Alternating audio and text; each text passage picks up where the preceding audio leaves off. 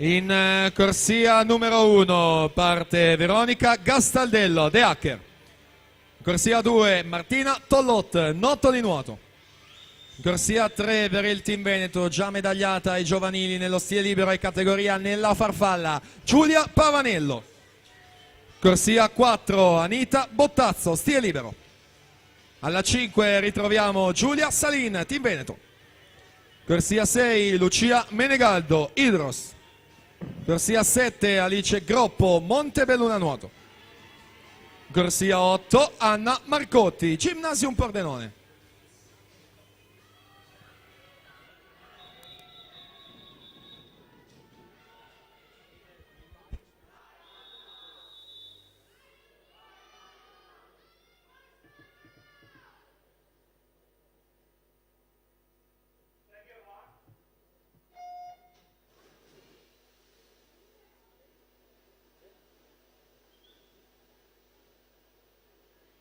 Anita Bottazzo, stile libero, corsia numero 4, 1.03 e 39. Questa mattina nelle batterie al suo fianco le due atlete del team Veneto, Giulia Salina alla 5, Giulia Pavanello in terza corsia.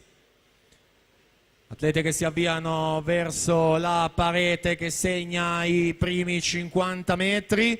Bottazzo 29-26 su Menegaldo e Salin in seconda e terza posizione. Come sempre da Giulia Salin ci si attende una rimonta, una risalita nelle seconde metà di gare.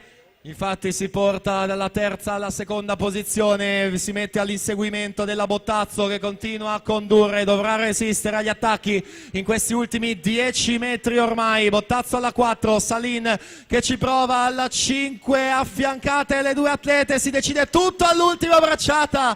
Giulia Salin 1.02 e 76 ed è anche nuovo record della manifestazione, categoria junior.